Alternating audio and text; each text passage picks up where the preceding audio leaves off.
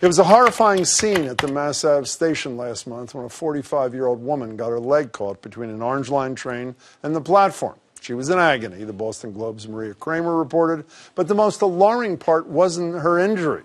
Rather, it was what she said to the crowd that gathered to help. Do not call an ambulance. Really. She said, quote, "Do you know how much an ambulance costs? I can't afford that."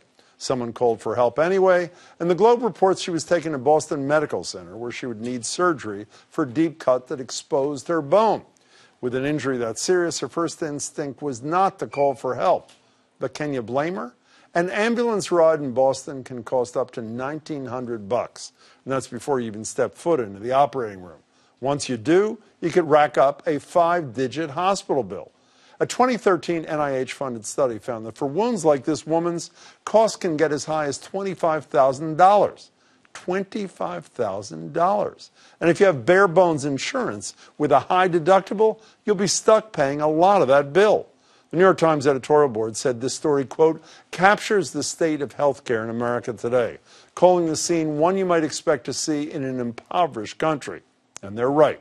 According to a study published by the Commonwealth Fund last year, the United States healthcare system spends far more than any other high-income countries, but ranks last on performance, spending more to get less. The American people deserve better, and I am not the only one saying so. The American people deserve a healthcare system that takes care of them, not one that taxes and takes advantage of our patients and our consumers and our citizens. I'll say. But if that's how Trump really feels, he's got a funny way of showing it. Over the weekend, the White House announced it's suspending an Obamacare program, which pays billions to insurance companies to subsidize the highest risk, sickest patients, which help keep the market in check and premiums down. Without it, the monthly cost of insurance will likely go up for everyone, making it even harder for the woman who got her leg stuck and people like her to afford coverage for things like ambulance rides.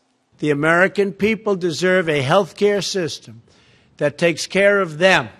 Exactly, Mr. President. So, what are you waiting for?